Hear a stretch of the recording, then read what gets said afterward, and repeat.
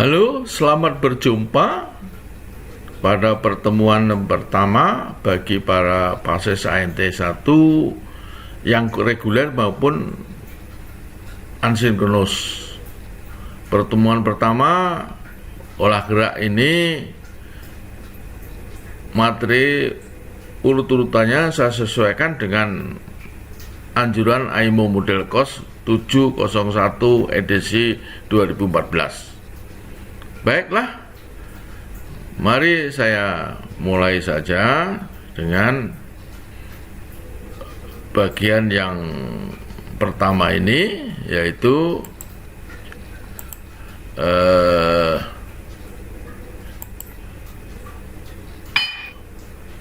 olah gerak dan penanganan kapal di dalam semua kondisi, yaitu 1.10. Nah, ini saya mulai 1.10.1, yaitu mendekati stasiun Pandu dan menaikkan atau menurunkan Pandu dengan memperhatikan cuaca, pasang surut, dan lain-lainnya. Ini sudah saya gambarkan. Kapal tiba akan menaikkan Pandu. Di dalam peta sudah tergambar seperti ini, di mana tempat Pandu naik atau turun. Ini biasanya nampak di peta. Nah, ini kondisi kebetulan angin dari lambung kanan, maka ya motor Pandu harus kita tempatkan di bawah angin. Dengan demikian ya di lambung sebelah kiri. Ini bagi para nakoda sudah bukan hal yang baru. Motor Pandu sedapat mungkin kita lindungi dari pengaruh angin, jadi ditaruh di lambung di bawah angin. Ini sedang masuk mendekati stasiun Pandu. Sudah sampai di tempat naik turun Pandu, maka motor Pandu mendekati ke lambung sebelah kiri karena angin dari lambung sebelah kanan. Maka seterusnya kalau malam hari ya harus dinyalakan lampu sorot supaya demikian rupa tangga Pandu dapat dilihat oleh Pandu untuk naik. Ini contohnya pilot ladder dan dek kapal disorot ya dengan lampu sorot di kapal di anjungan. Ini bisa dihidupkan, kontaknya ada di anjungan. Biasanya seorang jurumudi atau quartermaster sudah tahu tugas ini. Nah, ini untuk siang hari, setelah motor Pandu menempel di lambung kapal, di mana tangga Pandu digantung, maka Pandu naik seperti ini. Ya, jadi kondisi tangga Pandu harus bagus seperti ini. Ini dikasih tali kiri kanan supaya tidak melintir-melintir sehingga menyulitkan Pandu untuk naik. Untuk yang terbaru ada yang pakai magnet, jadi otomatis tangga Pandu ini langsung nempel di lambung kapal. Magnet besi di dalam tangga, pada tangga Pandu ini ya. Jadi dengan sendirinya tangga Pandu selalu menempel di lambung kapal, tidak menyulitkan Pandu untuk naik ke atas. Yang sebelah kanan ini, kalau tinggi dari lambung lebih dari 9 meter, maka harus dipandu dengan tangga akomodasi. Ini contohnya. Ya, itu aturan ada di dalam SOLAS. Kalau lebih 9 meter ribotnya, tangga lambung timbulnya, sehingga Pandu tidak naik terus menggunakan tangga gantung ini, pilot ladder ini. Jadi langsung pindah ke tangga accumulation ladder. Ya, dari sini nanti pindah ke sana baru naik. Nah, ini sesuai aturan juga bahwa yang jemput pandu ini adalah seorang officer. Ya, ini aturan di dalam naik turun pandu. Tapi ya untuk saya sebagai nakoda, kalau memang seorang officer tidak bisa jemput pandu, saya lebih berat seorang officer harus tetap ada di Anjungan untuk membantu saya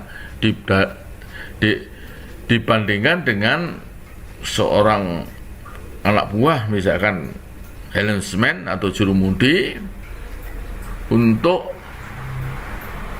meninggalkan kapal. Ya, lebih baik officer yang tetap di Anjungan. Jadi nakoda punya operating authority, boleh untuk saya menyimpang dari aturan, yang penting untuk keselamatan kapal. Terkecuali kalau officernya berlebihan, bisa saja ini officer yang termuda, mungkin yang di atas masih ada chief officer, ini port officer atau mualim 4 yang menjemput pandu. Itu sangat mungkin. Kalau demikian tidak ada masalah, yang jemput pandu ini harus seorang officer. Nah, ini contoh daripada pandu yang naik tapi menggunakan pengangkat seperti ini. Jadi nanti pandu masuk di dalam sini baru diebob menggunakan kren di kapal. Ya, ini contohnya saya putar saja biar lebih cepat. Ya, ini contohnya. Ya, ini diberi komando untuk menurunkan pandu. Ya. Untuk menaikkan pandu, untuk menurunkan alat pengangkat pandu. Ya, nah, ini pandu sudah nampak, tangannya sudah menggapai alat pengangkat. Ya, pilot lip, pengangkat pandu. Ya, tentunya dengan alat ini pandu tidak membuang tenaga untuk naik tangga. Nah, pandu sudah naik, diebob dari atas, kerennya diebob, ya langsung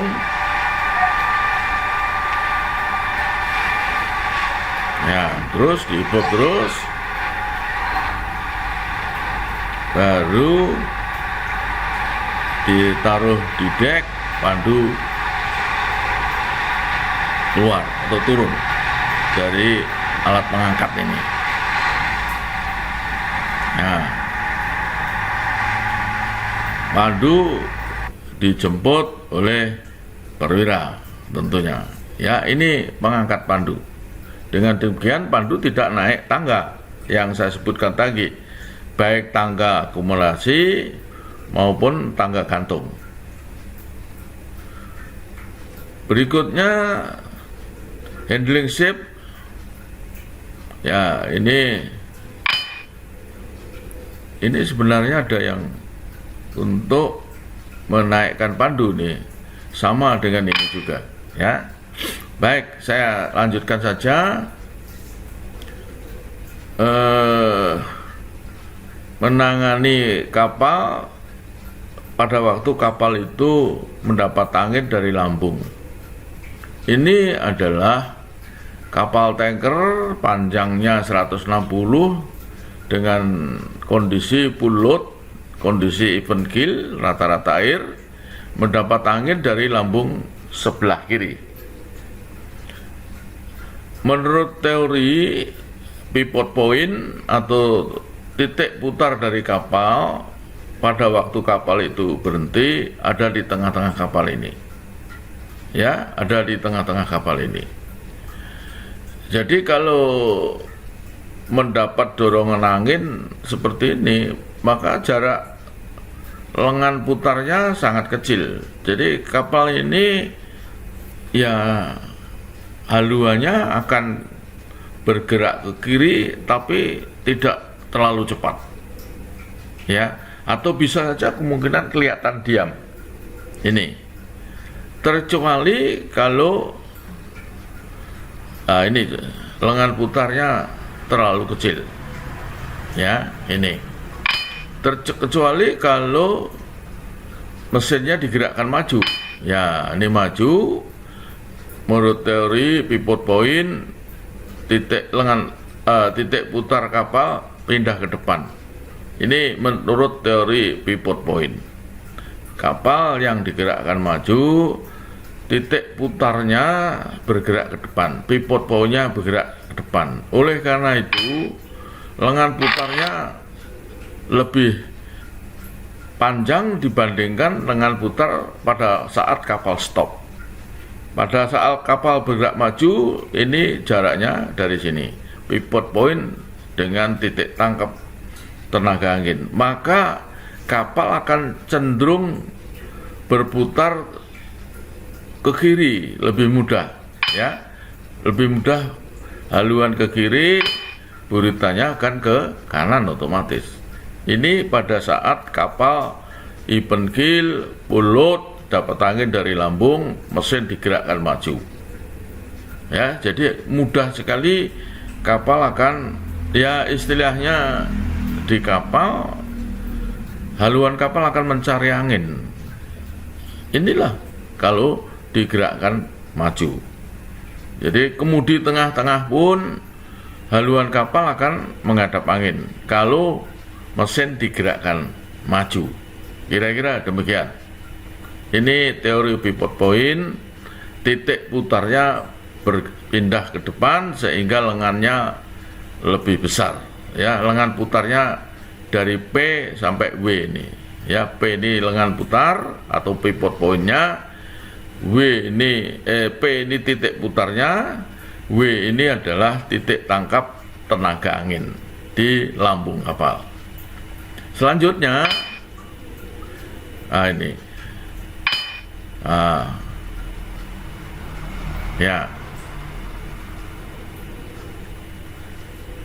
Ya, terus ya, ini kalau ini stop, maka ini kembali ke tengah lagi.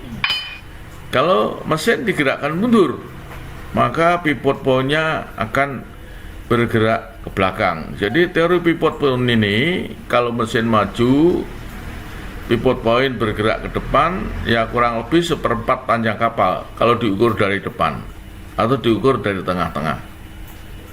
Ya, kalau digerakkan mundur, pivot point, titik putar kapal ini pindah ke belakang, ya, di sini. Ya, kira-kira juga seperempat. Jadi dari sini seperempat, dari sini ke sini juga seperempat. Ya, titik putarnya di belakang, didorong angin hampir di tengah-tengah kapal, maka haluan kapal akan cenderung ke kanan, buritanya akan cenderung ke kiri pada saat mesin digerakkan mundur. Ya, ini di samping teori pivot point, teori baling-baling kapal putar kanan, kalau mundur sudah otomatis buritanya ke kiri. Tapi kalau ditambah angin akan lebih cepat lagi, kira-kira gitu. Untuk itu seorang nakoda, ya, tentunya harus memanfaatkan angin itu, ya, karena lebih cepat buritanya ke kiri. Ya, tentunya mundurnya, menggerakkan mesinnya mundur, ya, tidak terlalu lama dibandingkan kalau tidak ada angin. Sudah secara otomatis buritanya akan ke kiri, haluannya ke kanan kalau mesin digerakkan mundur. Apalagi ditambah ada angin dari lambung kiri, ya. Ini contohnya. Berikutnya, nah, ini contohnya. Jadi haluannya ke kanan, buritanya ke kiri kalau mendapat angin dari lambung kiri. Ini kira-kira. Ya, mesin digerakkan mundur. Tanpa ada angin pun kalau mesin mundur, umumnya mesin akan bergerak ke kiri. Kira-kira begitu. Nah, selanjutnya kondisi kapal lain lagi. Kapal dalam keadaan kosong,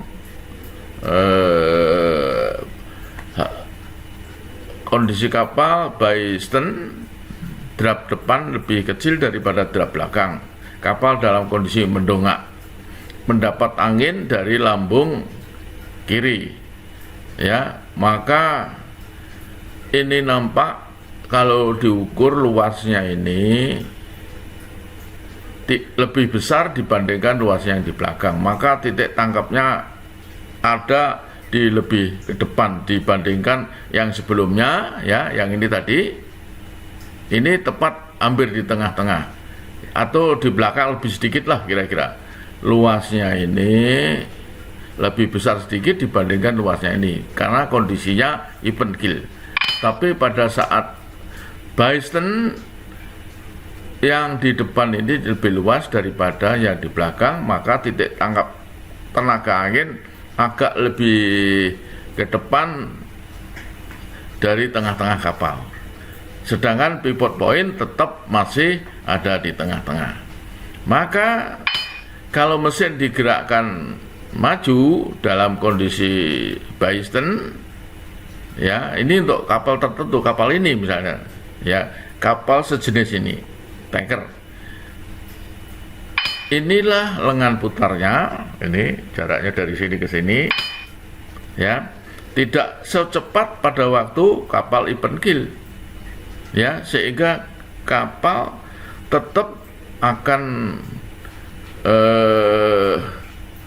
kalau digerakkan maju mencari angin, menghadap angin, tapi tidak secepat pada saat kapal even keel, ya, karena luas lambung kapal ini lebih besar di depan dibandingkan belakang. Sebaliknya pada saat even keel di belakang lebih luas, maka titik tangkap angin ada di belakang tengah-tengah kapal. Nah, ini sekarang ada di depan. Pada waktu mesin maju ini tetap ada lengan putarnya, ya, karena ini lebih kecil, lebih lemah dibandingkan daya putarnya dibandingkan pada saat kapal bulut even keel. Ya, ini tetap yang tadi tetap kapal akan mencari angin juga, tapi tidak secepat pada saat bulut tadi. Ya, ini kalau digerakkan mesinnya mundur, maka pivot point ke belakang. Nah, ini dengan demikian kapal akan lebih cepat buritannya ke kiri, haluannya ke kanan, karena lengannya lebih besar ini lengannya. Dengan pivot point bergerak ke belakang, ini lengannya lebih besar, maka lengan putarnya lebih kuat dibandingkan pada saat kapal bulut. Ya, ini depan ke kanan, buritan ke kiri. Ya, tentunya bagi para pasus ANT 1 sudah tahu pada waktu ANT 2 masalah pivot point ini sudah dijelaskan. Maka ini saya lanjutkan saja. Pengaruh angin, ya, ini dari depan mudah dikendalikan.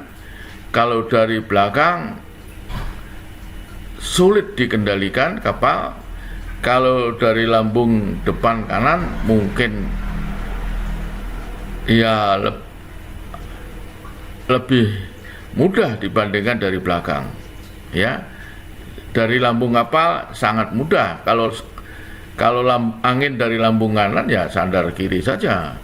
Kira-kira begitu. Jadi kita memanfaatkan angin ini untuk membantu kapal merapat di dermaga.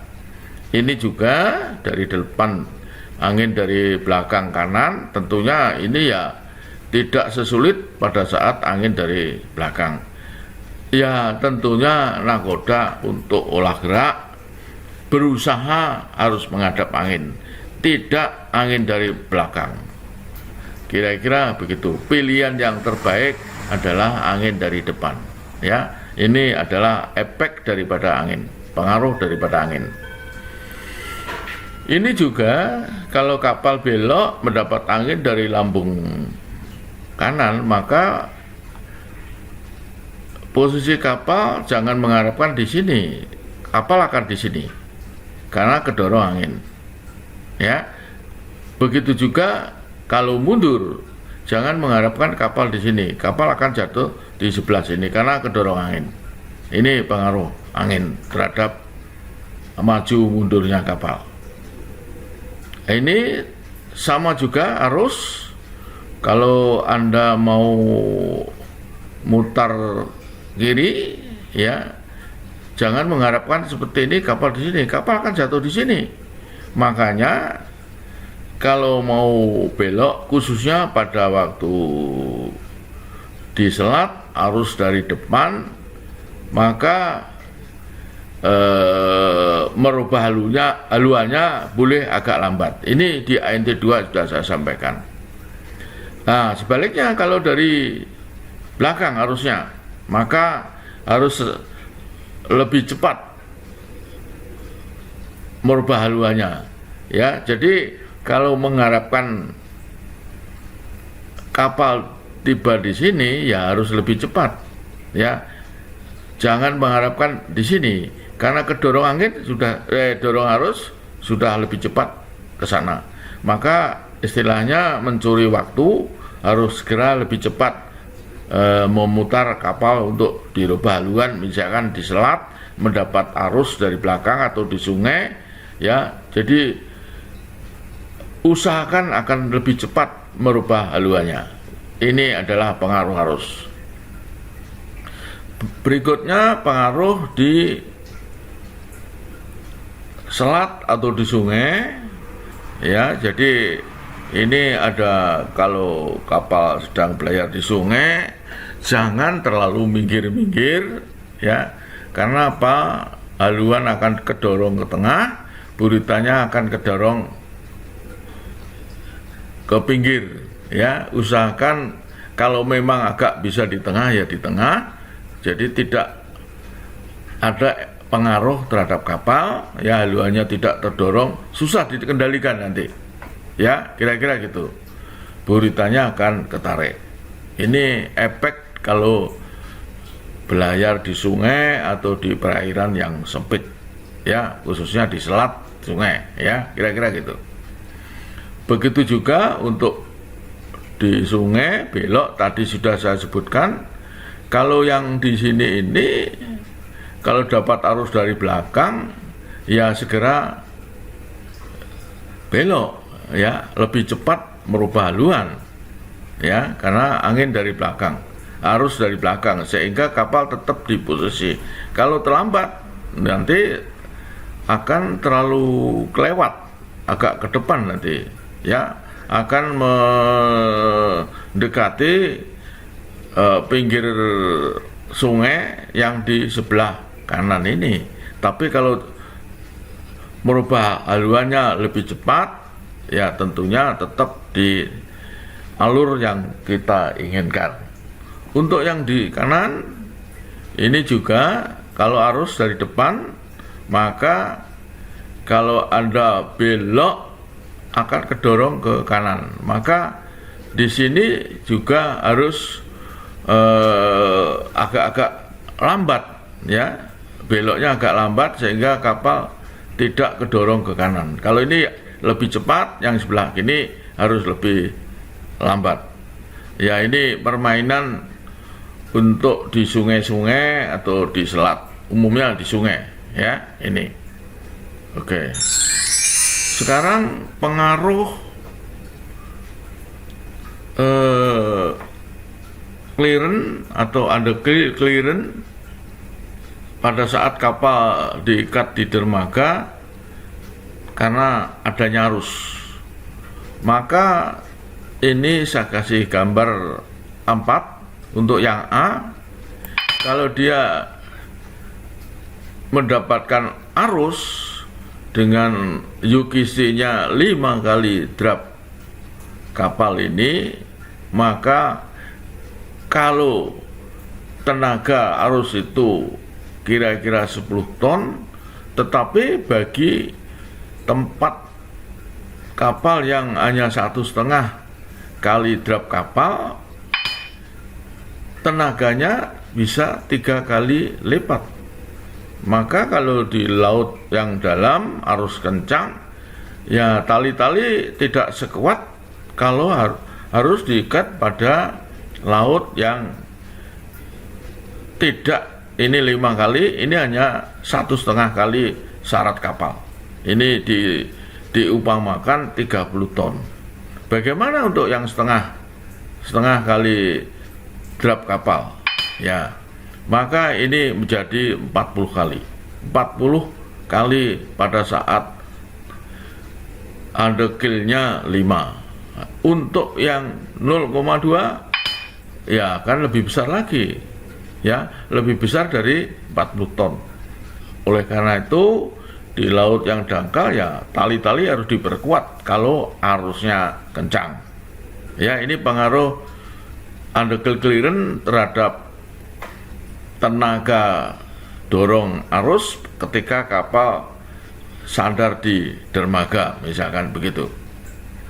Berikutnya lingkaran putar, ya ini lingkaran putar di percobaan ini harus di laut yang dalam, ya dengan kecepatan 100%, ya ini muter, maka ini nanti sampai sini mulai berkurang. Kalau di sini 12, di sini sudah 9. Ini bisa dilihat di GPS biasanya. Ya, inilah lingkaran putarnya. Ya, jadi jarak dari sini ke sini disebut tactical diameter. Ya, jari-jarinya disebut reach. Ya, ini sampai sini akhirnya nanti kembali ke sono lagi. Ya, jarak dari mulai kapal digerakkan ya sampai kapal berputar ini disebut advance. Ya ini yang biru ini total advance, ya lebih besar lagi. Kalau ini dihitung dari tengah-tengah kapal advance, ya baru dari haluan semula misalkan utara menjadi 90, ya maka ini disebut transfer. Jarak dari sini sampai sini ini transfer. Ya. Ini transfer dari sini ke sini. Ya. Dari sini sampai sini ini disebut advance untuk 90, baru ini total expand. Ini dihitung dari lambungnya. Pada saat kapal mulai digerakkan jikar kanan. Inilah lingkaran putar dari suatu kapal. Yang ini lingkaran putar juga, ya ini pengaruh kecepatan. Makin cepat lingkarannya makin kecil. Ya, ini kecepatannya 5 sampai 8. Ya. Jadi ini yang di luar ini lebih besar. Ya. Ini yang di dalam lebih kecil. Ya, jadi ini tanker ya. Pulut ya dengan laut yang dalam tentunya ya, ada killer-killernya jauh, maka inilah kondisinya. Ya, ini kondisinya. Ya, ini lingkaran putarnya. Ini. Untuk ini kecepatan lebih lambat lagi. Ya, ini 5 sampai 8. Ini 11 sampai 8. 11 sampai 6. Ya. Jadi yang sebelah kanan ini lingkaran putarannya akan lebih kecil dibandingkan yang sebelah kiri. Ya, ini akan lebih kecil lingkaran putarnya. Ya, yang ini 8, yang ini 11, yang ini 5, yang ini 8. Mungkin begitu. Ya, ini Jadi lingkaran putar itu tergantung dari kecepatan dalamnya laut yang mempengaruhi, ya. Ini contohnya, ya. Ini yang kedua, ya. Ini kalau 5 ini, kalau 8 ini. Sebaliknya yang ini kalau 6 ini, ya tentunya ini lebih besar dibandingkan ini. Kalau kecepatan 11 ini lingkaran putarnya, ini dibandingkan yang ini, ya tentunya pada kapal yang sama. Kalau kapal yang beda, ya tentunya ada pengaruh yang lain, ya. Ini lingkaran putar, ya. Berikutnya, ya ini tadi saya sebutkan besar kecilnya lingkaran putar, ya tergantung dalamnya laut. Di laut yang dangkal, lingkaran putarannya akan lebih besar dibandingkan di laut yang perairan dalam. Tadi sudah gambar tadi 5, 8, 8, 11, ya, itu beda. Tergantung juga kecepatan, makin cepat makin kecil, ya. Demikian juga drapnya. Drap kapal makin berat, ya misalkan pulut dengan pin balas, ya lingkaran putarnya akan lebih besar pada pulut atau pada kapal full drap, ya. Ini yang terakhir blok koefisien, ini tergantung jenis-jenis kapalnya. Kapal yang gemuk lingkaran putarnya akan lebih kecil dibandingkan kapal yang kurus. Ini menurut teori demikian, ya. Ini yang terakhir ini yang sangat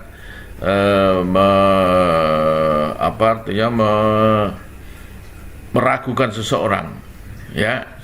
Kapal apa ya, kapal yang kecil yang ramping dengan kapal yang gemuk lingkaran putarnya lebih kecil yang gemuk, menurut teori demikian.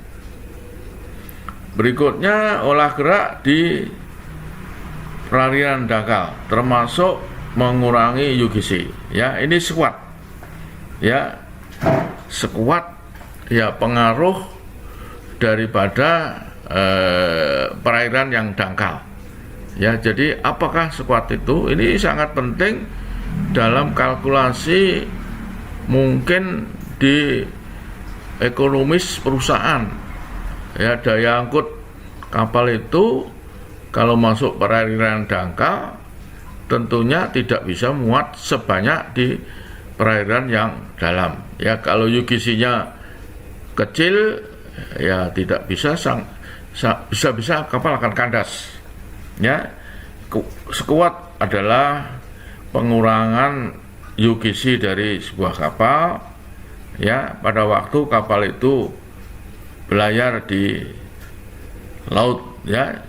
Jadi sekuat itu pengurangan UGC, ya, di turunnya kapal di laut ketika kapal itu masuk perairan yang relatif dangkal. Jadi sekuat adalah jumlah aljabar daripada perubahan trim, ya, trim maupun turunnya daripada kapal itu disebut squat. Jadi kapal akan turun. Kalau tadinya drapnya 9 meter, kemungkinan bisa lebih, bisa jadi 10 karena adanya squat, karena masuk perairan yang UGC-nya relatif lebih kecil, ya. Squat terjadi ketika kapal melaju ataupun kapal sedang berlabuh, tetap akan pengaruh arus, ya. Cepatnya arus seolah-olah sama dengan kecepatan kapal. Kapal juga akan mengalami squat, ya. Tidak berbeda drap dalam posisi netral dibandingkan kapal pada waktu belayar, kalau kapal itu mendapatkan arus. Jadi tetap UGC-nya akan berkurang apabila kapal itu mendapat arus, ya. Ini untuk kapal-kapal yang sedang berlabuh, UGC-nya kecil, kemudian dapat arus, maka kapal akan bertambah kecil lagi UGC-nya. Kira-kira gitu. Fenomena squat ini sebenarnya sudah lama diketahui orang. Cuma yang merumuskan squat ini baru belakangan saja, ya, yaitu seorang profesor itu kalau tidak salah yang mengadakan penelitian di sungai di Jerman sana, sehingga dia dapat merumuskan berapa squatnya, ya, yaitu Profesor Baras kalau nggak salah, ya, kira-kira gitu. Menjadi sangat relevan squat ini harus menjadi pertimbangan karena apa? Kapal makin hari dibuat makin besar dan makin cepat. Ya, makin besarnya kapal, makin cepatnya kapal akan sangat besar pengaruhnya terhadap besar kecilnya squat ini. Yang ketujuh, draft dan dalamnya air pada saat masuk pelabuhan, ya, squat adalah menjadi faktor yang mandatori di dalam membuat buoyant plan, ya, untuk keselamatan operasional. Ini dengan adanya safety management sekarang, pengaruh squat ini harus dicantumkan juga di dalam manual SF code. Ya, perusahaan menginginkan UGC-nya berapa? Nah, itu disebutkan sehingga seorang officer atau nakoda muatan kapalnya demikian rupa diatur squatnya nanti berapa untuk ketika masuk di perairan yang atau pelabuhan yang tidak terlalu dalam. Jadi nanti ini harus ada kepastian, ya, apa yang diinginkan perusahaan dimuat di dalam manual seaboard manual di kapal, sehingga jadi panduan nakoda atau chief officer, ya, kira-kira gitu. Nah, ini contohnya kapal laju makin masuk perairan yang dangkal, depannya makin turun. Jadi besarnya squat sangat tergantung pada kecepatan kapal dan dalamnya perairan ini. Maka ini ditulis A2 lebih kecil dari A1, maka P2 lebih besar dari P1. A2 ini, ya, ini A1, ini A2 lebih kecil dari A1, maka P2, ya, P2 akan lebih cepat dibandingkan P1, ya, aliran air di bawah lunas kapal, ya. Jadi di greasing area sama dengan ini greasing speed, ya. Jadi sebanding lah kira-kira gitu. Yang bawah P2 lebih besar dari P1, ini lebih cepat, maka P gaya ke atasnya akan lebih kecil dari P1 daripada kapal yang di atas ini. Inilah kira-kira analisis tentang squat, sehingga Profesor Baras itu dapat menentukan rumus seperti ini.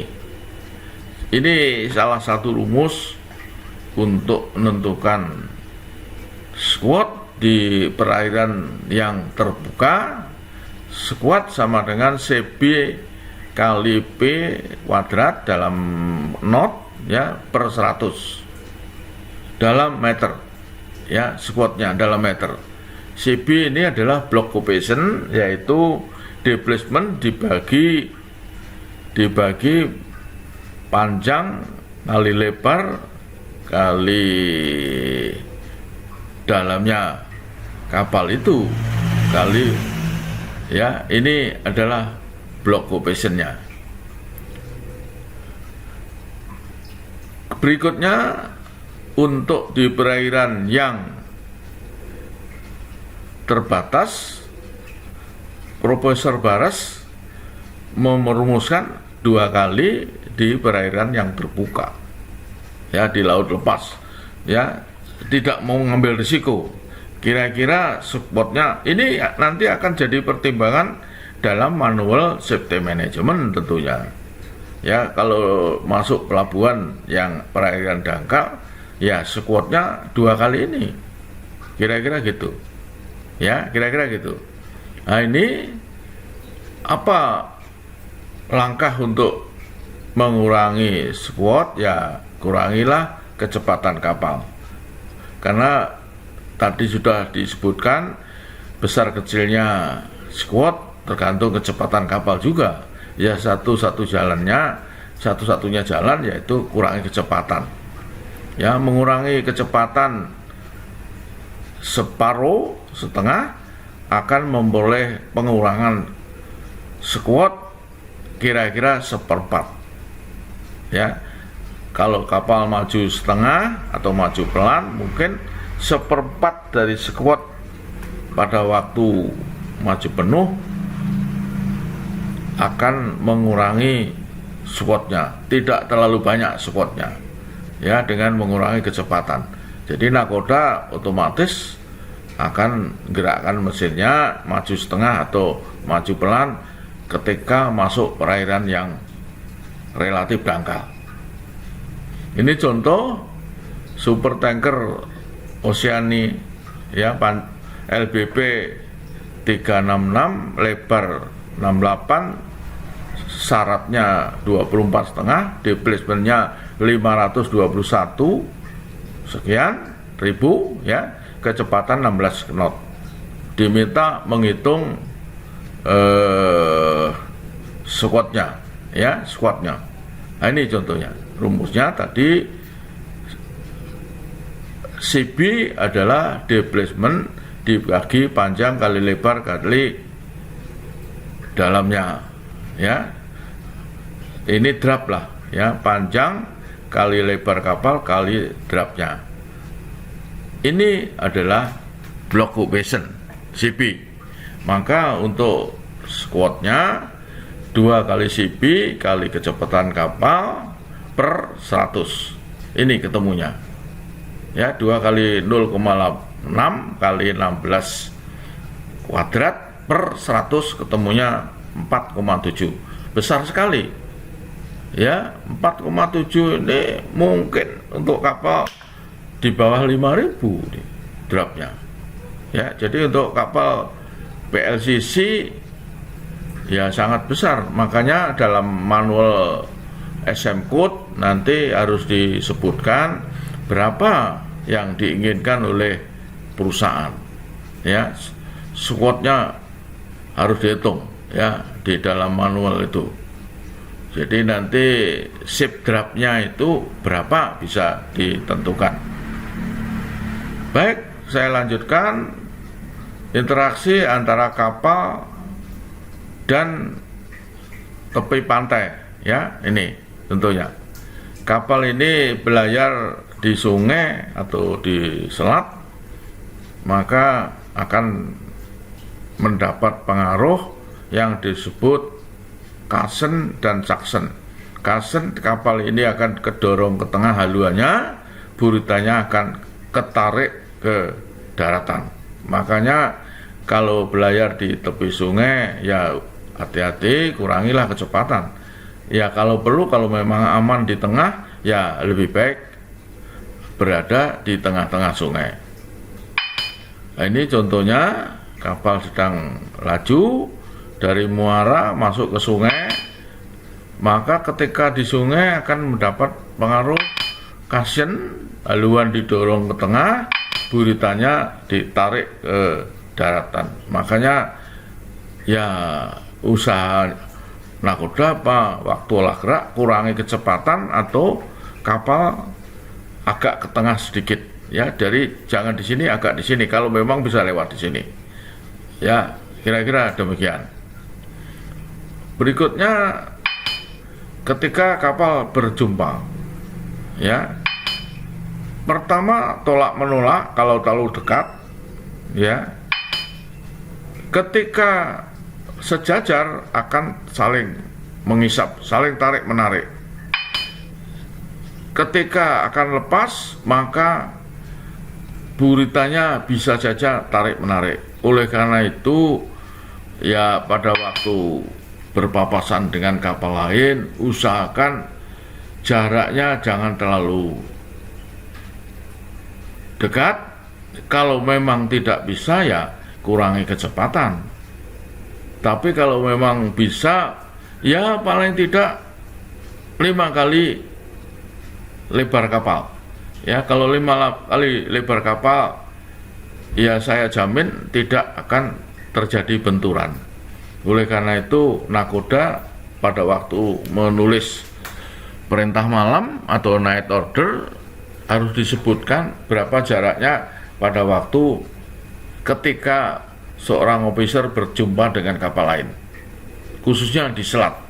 Kira-kira demikian. Berikutnya, kalau nyusul, ini sama juga.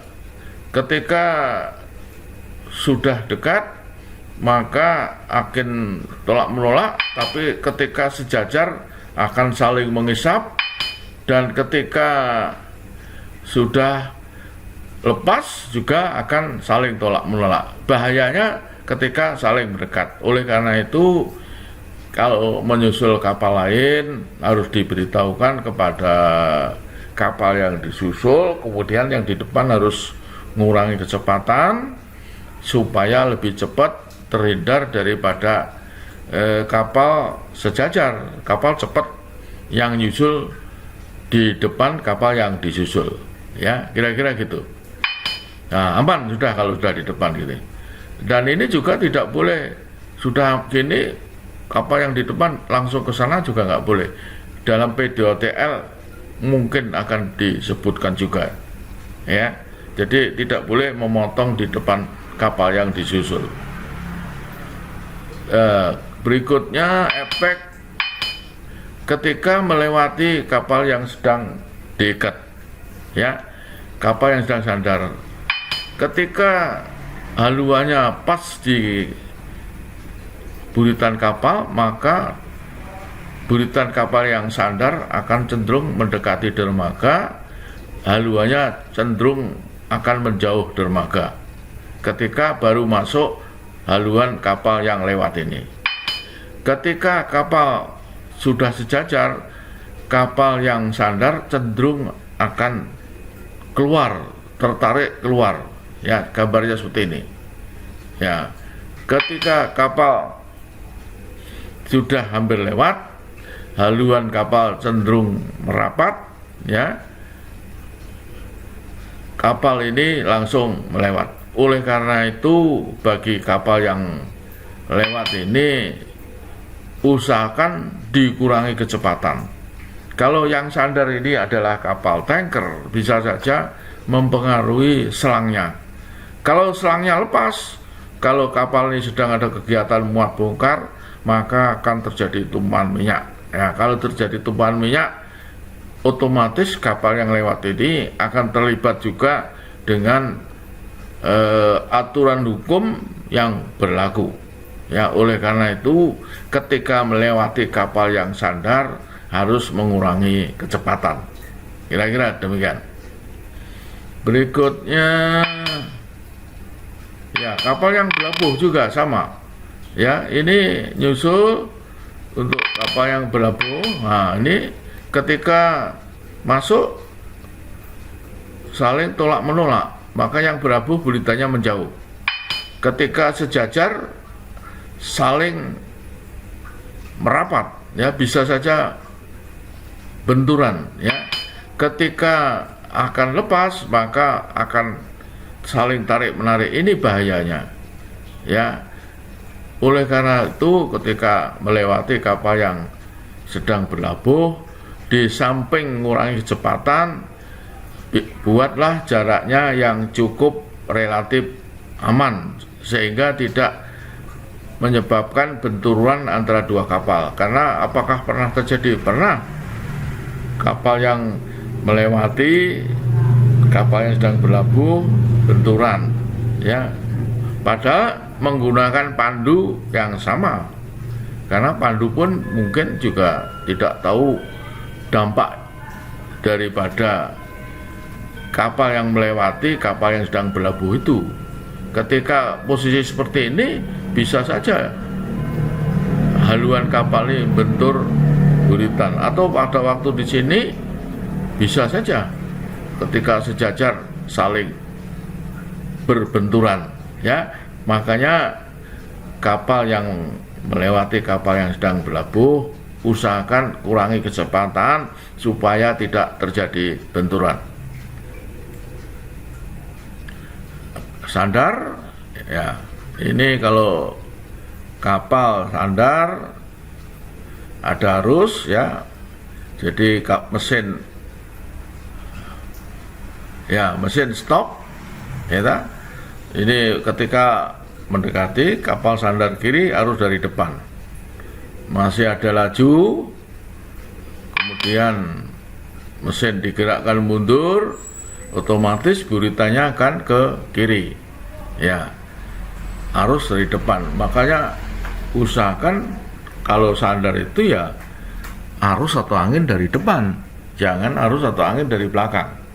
Sudah menempel, ya, lempar tali-tali, ya. Ada suatu pelabuhan tertentu yang melempar talinya mungkin tidak menggunakan mooring boat, jadi pakai tali buangan, pakai bandul dilempar. Tentunya itu sangat konvensional, ya. Bagi pelabuhan-pelabuhan kecil yang demikian, ya, masih sering terjadi, ya. Jadi ini tidak pakai mooring boat, dilempar saja, diikat, selesai, ya, finish. Berikutnya sandar kiri lagi, ya, sandar kiri, ya, dari jauh stop, ya, sudah di depan, ya, dari sini ya, sudah stop mesin, masih ada laju, mesin digerakkan mundur, maka buritannya akan ke kiri, ya. Ini buritan ke kiri, lempar tali-tali, ya, kapal dirapatkan dengan mengibop tali, ya, dilempar semua talinya pakai tali buangan. Ini khususnya ya kapal relatif kecil, di bawah 5.000 atau 10.000, di bawah 10.000 lah, sangat mungkin masuk pelabuhan-pelabuhan yang tidak ada harbor tug, ya, takut untuk membantu sandar lepas, tidak ada, maka harus bisa sandar sendiri seperti ini, ya. Selesai. Sekarang sandar kanan, ya, sandar kanan, karena kalau kalau kapal digerakkan mundur, buritannya itu ke kiri. Jadi kalau sandar kanan, usahakan dari jauh agak sejajar dengan dermaga ini, ya. Ini stop mesin, ya, sudah agak sejajar, ya. Kemudian mesin digerakkan mundur, maka buritannya ke kiri, haluannya merapat ke dermaga, ya. Otomatis saat haluan merapat ini, dilemparlah tali-tali kapal, ya, dengan menggunakan tali buangan, ya, dengan menggunakan hiping lain dilempar semua tali-talinya. Ini contohnya. Syukur ada mooring boat, ya, lebih mudah menggunakan mooring boat itu untuk ngirim tali ke bolet yang di darat, kira-kira begitu, ya. Ini, ya, dah dibop rapat, ya, ya, finish engine, ya. Berikutnya untuk lepas, ya, untuk lepas, lepas semua tali, ya, sisakan satu spring dan satu stand line. Stand line dibop, mesin digerakkan mundur, maka haluannya terbuka. Haluannya terbuka, stop mesin, kemudi cikar kiri, kemudian mesin digerakkan maju, maka kapal akan cenderung buritanya menjauh dari dermaga. Ya, ini ya. Jadi supaya tidak menubruk dermaga ini, kemudi cikar kiri, ya. Udah, lanjut jalan kemana kapal itu akan layar. Berikutnya, nah ini kapal sandar kiri mau lepas, ya, lego semua tali, ya, sisakan spring depan. Kalau mesin digerakkan maju, maka buritanya akan terbuka, ya. Buritan sudah terbuka, sudah cukup, stop mesin, kemudian mesin digerakkan mundur. Mesin digerakkan mundur, headline dilepas, maka buritannya akan bergerak ke kiri, cenderung ke kiri. Ya, buritannya ke kiri, kemudian stop mesin,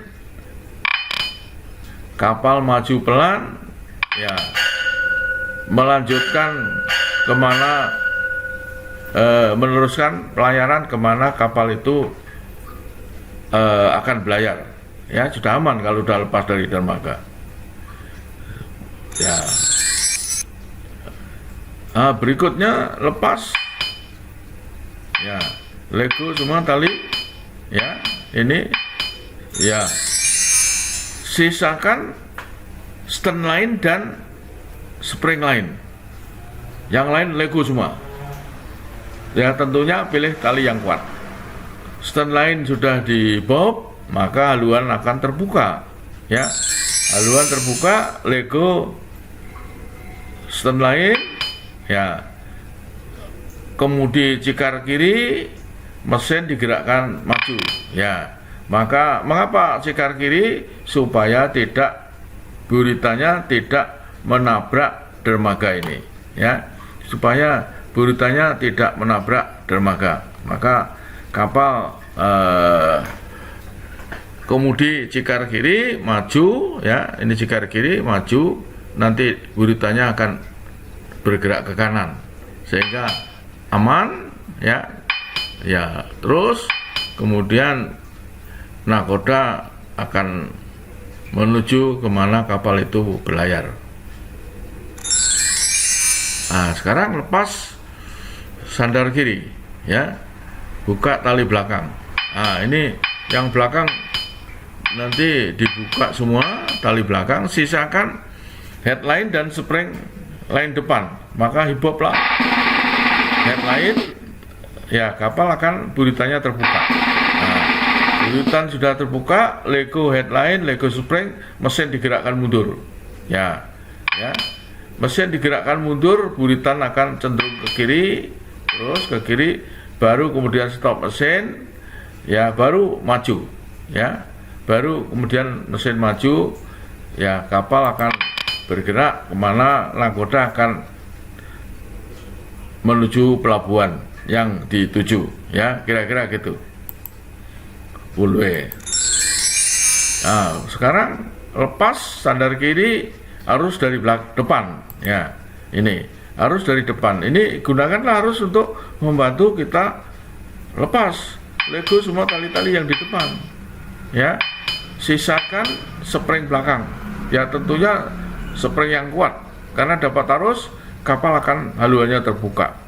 Haluan terbuka, kemudi cikar kiri, mesin digerakkan maju, ya, lego spring belakang, ya, maka kapal akan bebas, tidak akan, tujuannya cikar kiri tidak nubruk dermaga ini, kapal akan belayar kemana tujuan, ya, tergantung nakoda, kira-kira gitu. Kapal aman lepas dari dermaga. Ya, ini adalah basic seorang nakoda ketika olah gerak sandar dan lepas di dermaga tertentu, khususnya di dermaga-dermaga kecil yang tidak ada bantuan takbut. Ya, kalau di pelabuhan besar, ya, kapal besar, takbutnya banyak sekali, ya, sangat mungkin saja, kira-kira begitu. Oke. Nah, sekarang lepas harus dari belakang. Ya, karena arus dari belakang, maka semua tali belakang dilego, ya. Sisakan spring depan, ya, yang lain dilego semua nih, ya, lego. Karena arus dari belakang, maka buritannya terbuka. Buritan terbuka, mesin digerakkan mundur.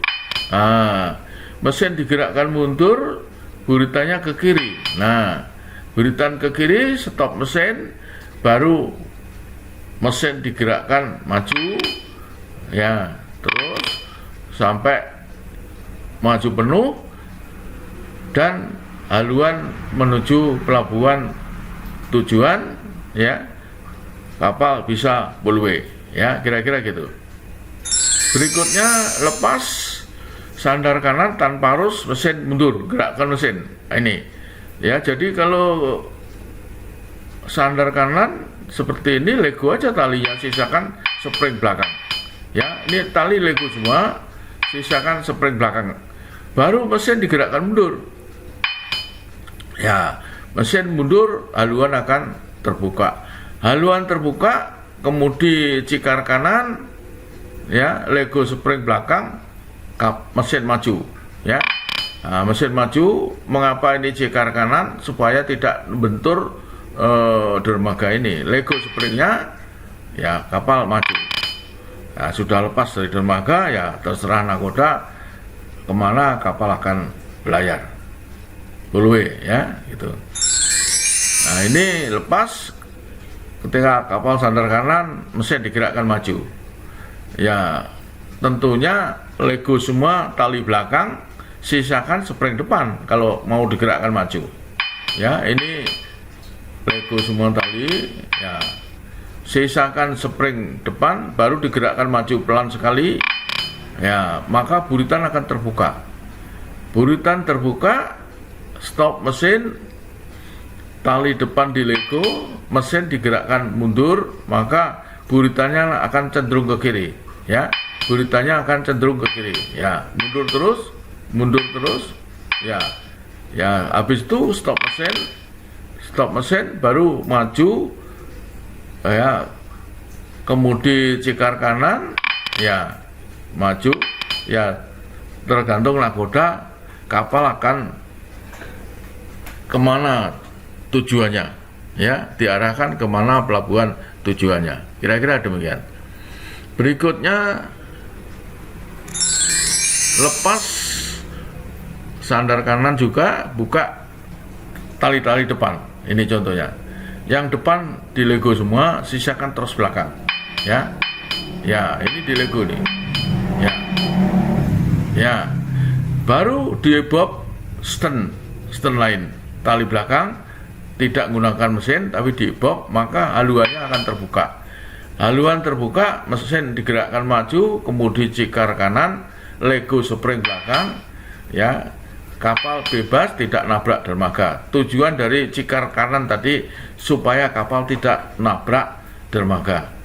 Sudah bebas, tergantung nakoda, kapal akan diarahkan kemana? Tentunya ke pelabuhan tujuan, ya, kira-kira begitu, baru pull away. Berikutnya lepas sandar kanan, buka belakang, kayak ini, ya, lego semua, nih, ibob headline, sisakan spring depan, buritan terbuka, mesin digerakkan mundur, headline di lego, spring lain di lego, ya, maka buritannya akan ke kiri, ya, terus ke kiri, terus ke kiri, ya, stop mesin, cikar kanan, maju, baru kemana tujuan kapal itu belayar. Kira-kira gitu, tergantung nakoda, pull away, ya, kira-kira gitu. Berikutnya lepas sandar kiri, mengibob headline, ya, ini sandar kiri. Yang lain di lego, sisakan headline dan spring depan, ya, yang lain di lego. Ibob headline, buritan terbuka, mesin digerakkan mundur, lego spring lain, ya, mundur terus, stop mesin, baru mesin gerakkan maju, kapal akan menuju kemana pelabuhan tujuan, ya, kemana destination dari kapal itu tergantung nakoda fullway ya. Itu. Sekarang sandar kanan arus dari belakang. Kalau arus dari belakang, gunakanlah arus itu untuk melepas kapal. Jadi apa? Lego semua tali, sisakan spring belakang. Ya, lego semua tali. Ya, sisakan spring belakang. Karena arus dari belakang maka buritan akan terbuka. Buritan terbuka, mesin digerakkan mundur, ya. Maka lego spring depan, kapal bergerak mundur, ya, terus sampai demikian rupa. Kalau mundur terus ya buritan ke kiri terus, stop mesin, baru kemana nakoda akan belayar, ya, diarahkan kemana haluan kapal akan belayar fullway, ya. Nah ini langsung baru fullway, ya. Berikutnya sandar kiri dibantu takbut, ya. Ini takbut sudah siap, kapal tiba, ya, masih ada laju, ya, stop mesin, takbutnya digerakkan mundur mesinnya, buritannya akan ke kiri, ya, sudah hampir sejajar dermaga, maka takbut mulai dorong, ya, dua-dua takbut dorong, ya sudah lempar tali-tali. Ya tentunya kalau di suatu pelabuhan ada takbut, sudah pasti ada mooring boatnya yang membawa tali ke darat, ya. Ini makin rapat, dorong, lempar semua tali-tali, diikat, ya. Akhirnya kapal sudah in position dan finish engine, ya, selesai, ya, kira-kira gitu. Ya tentunya ini bagi para Passes ANT1, kalau nanti menjadi nakoda di kapal besar ya seperti itu. Jadi sangat mudah dibantu dengan takbut, dibantu lagi kemungkinan dengan pandu, ya, kira-kira begitu.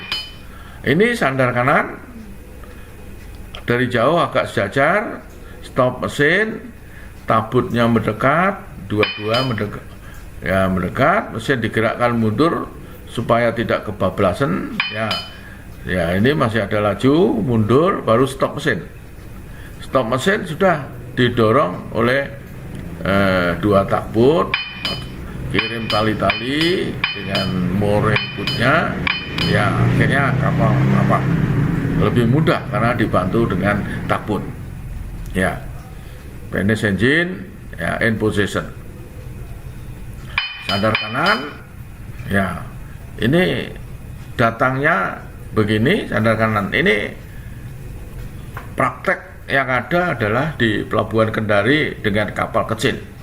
Sudah stop dari jauh, kemudian cikar kiri, ya, kemudian cikar kiri, kemudian mesin digerakkan mundur, ya, mesin digerak mundur, tidak ada laju lagi, mooring boat mengambil tali-tali. Ya sudah, tali-tali dikirim ke darat, ya, sudah belakang, kemudian pindah ke depan, tali-tali dikirim, tinggal mainkan tali, ibob tali-tali, belakang dikirim lagi dengan mooring boat. Ya ini ada mooring boat, ya, dibantu dengan mooring boat yang ngirim tali ke darat. Ya kalau tidak, ya dengan tali buangan, anak buah harus melempar tali buangan. Kira-kira demikian. Kapal in position, finish engine. Nah, sekarang untuk lepas yang tadi, ini lepas angin dari lambung kiri, ya, maka lego tali belakang semua, ya, baru, ya, di lego mesin digerakkan maju, tinggalkan satu spring, maka buritannya yang terbuka. Stop mesin, ya, baru digerakkan mundur, mesin mundur, ya, ini cenderung buritannya ke kiri, ya, mundur, baru mesin digerakkan maju, kemudian cikar kiri, kapal akan muter, ya, dengan sendirinya. Kalau ada angin, ya, titik tangkap anginnya di tengah-tengah, pivot point-nya ke depan, ya lebih mudah kapal akan berputar ke kiri dengan ini. Ya, kira-kira demikian. Pull head, ya, baru pull way, ya, kira-kira gitu. Nah, ini teori pivot point. Saya ulangi lagi, tadi sudah saya sebutkan, ya, kapal yang maju pivot point-nya bergerak ke depan. Pivot point adalah titik putar daripada kapal itu. Kalau kapal digerakkan mundur, pivot point-nya akan bergerak ke belakang. Ini adalah kasus STS Permina Samudra 5 di Teluk Jakarta yang sandar dengan MT World Unicorn. Ya, ini kapal mau lepas, maka nakoda minta 2 tabut untuk menarik. 2 tabut menarik, kapal renggang. Ternyata sudah renggang, nakoda menggerakkan mesin maju. Ketika mesin maju, pivot point-nya ke depan. Pivot point ke depan, maka takbut dengan tenaga yang sama, yang belakang akan nampak lebih kuat daripada yang depan.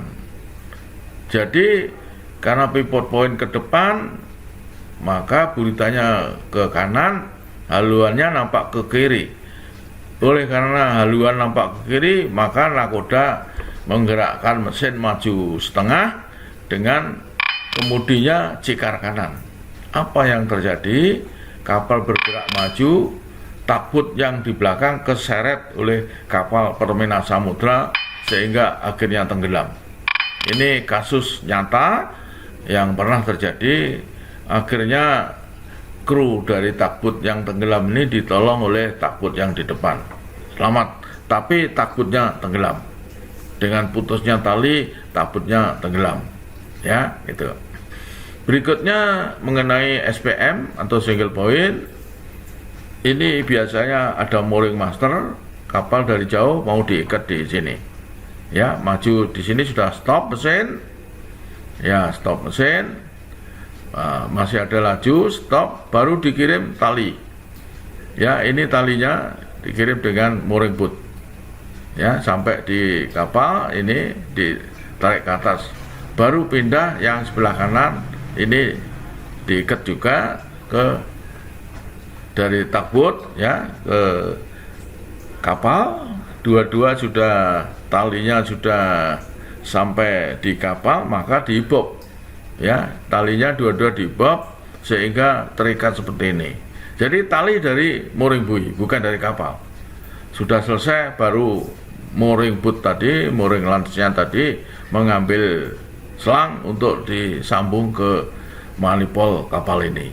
Ya, kira-kira demikian. Nah, ini kondisinya, ya, pasang pakai kren, nanti disambung dengan manipul kapal. Ya, ini sudah disambung dua-dua. Ya, ya, di buritan tetap ada takbut. Gunanya apa? Kalau ada angin arus, kapal ini mendekat, jangan sampai bentur buoy. Maka takbut yang di belakang ini bisa narik, ya, ditarik ke belakang. Kalau kapal ini maju ke depan, ketika arus atau angin slack, ya, kira-kira demikian. Ini terlalu kencang juga kurang bagus. Ya, ini yang bagus, ya, sedang, tidak terlalu kencang, tidak juga terlalu slack atau kendor, ya. Maka selesai. Berikutnya CMBM, konvensional multi buoy mooring. Nah, ini kapal tiba, kebetulan ada penuntun, ini jadi satu, ya, penuntun jadi satu, ini dilihat jadi satu kayak ini, ya. Maka lego jangkar kanan, setelah mendekati buoy yang depan lagi, lego jangkar kiri, ya. Jadi ini ketika ini nanti kapal tiba di sini, ini ketika tiba di sini, ya, lurus di sini lego jangkar kanan. Ketika tiba di sini bisa ini lego jangkar kiri. Ya, baru mesin digerakkan mundur. Mesin digerakkan mundur, Buritanya ke kiri, kirim tali belakang. Tali belakang kirim, baru tali belakang kanan, ya, di bui nomor 3. Sudah sampai pindah ke depan ke bui 2. Sudah sampai baru pindah bui 1. Baru dikasih kencang, ya, semua sudah terikat. Ya, sebaiknya khusus di pelabuhan itu tali-tali ini ditandain. Panjangnya tali ini ditandain pakai tali atau pakai cat, sehingga lain kali masuk pelabuhan ini asal talinya sudah sampai merekah atau tanda itu, ya dibelit saja yang di belakang, demikian yang depan, sehingga tidak bergerak ke kiri kanan, sudah fix di pelabuhan itu. Untuk rantai jangkar, kalau terlalu slack ya di bob, kalau terlalu kencang ya di area, sehingga kapal tepat di posisi, selang disambung, bisa mulai bongkar atau muat kargonya. Demikian untuk di CBM. Nah, ini contohnya gambar realnya, ini bui-buinya, ya, bui kepelnya ini. Nah, ini persyaratan untuk bui kepel ya harusnya seperti ini. Walaupun umumnya yang ada di Indonesia khususnya tidak seperti ini. Biasanya lampu ini tidak ada, radar reflektor tidak ada, ininya tidak pakai hook seperti ini, nanti tali ditaruh ini, dilepasnya dari sini. Umumnya pakai cakil, ya, pakai kayu itu, maka sangat berbahaya. Yang betul ada sini seperti ini, ya, ini ada railingnya, orang masuk ada tangganya, nanti motor mooring boat tiba sini diikat, orang naik lewat tangga, ya, nanti tali dimasukkan hooknya, ganconya. Kalau mau lepas dari sini, bukan orang menarik talinya, sangat berbahaya. Ini adalah yang benar, ya, kira-kira demikian. Maka PNS Youth Engine. Berikutnya untuk Mediterranean, ini kayaknya jarang kapal Sandar ini maju, kemudian stop mesin digerakkan mundur, dilego jangkarnya, ya, jangkar kanan dulu, kemudian jangkar kiri, baru belakang tali-tali dikirim ke daratan. Jadi ini posisi kapalnya. Ini sangat mungkin untuk kapal tanker, di bawah ini ada selangnya, baru disambung dengan manifold kapal, ya, kira-kira begitu untuk Mediterranean, ya. Tapi ya kondisi ini di dunia ini mungkin ada, tapi jarang sekali, ya, kira-kira gitu. PNS Engine. Kemudian ship dan tugboat, ya, antara kapal dan tugboat, interaksi antara kapal dan tugboat, ya, ini, ya. Jadi kalau iring-iringan seperti ini, tugboatnya di samping, jangan terlalu dekat. Ambillah jarak tugboatnya ini yang cukup aman. Karena apa? Kalau terlalu dekat sampai di depan akan terisap oleh kapal ini, sehingga akhirnya kedorong oleh kapal besarnya, tugboatnya bisa saja mengalami kecelakaan, tenggelam. Nggak sempat menghindar, walaupun mesin digerakkan stop, kapal besarnya sangat mungkin saja tetap masih ada laju dan akhirnya tugboat itu tenggelam. Demikian juga untuk di belakang, jangan terlalu dekat, ya. Kalau begini lama-lama terisap juga, akhirnya kapal itu tenggelam juga, ya, akhirnya tugboat itu tenggelam juga. Makanya hati-hati, ya, iring-iringan dengan tugboat. Ini sering terjadi, kapal-kapal yang akan sandar dibantu dengan tugboat, tugboatnya jangan sampai terlalu dekat. Disarankan demikian, ya. Terima kasih untuk pertemuan pertama. Saya akhiri sampai di sini, sampai nanti ketemu di pertemuan yang kedua untuk ANT1 reguler maupun ANT1 yang unsinkronos. Jadi Anda bisa buka sendiri Dulu bahan ajar saya ini ada di YouTube, tapi karena YouTube saya mengalami kerusakan, ada suatu sabotase, maka ya sekarang saya buat lagi seperti ini. Terima kasih, sampai ketemu di pertemuan yang kedua.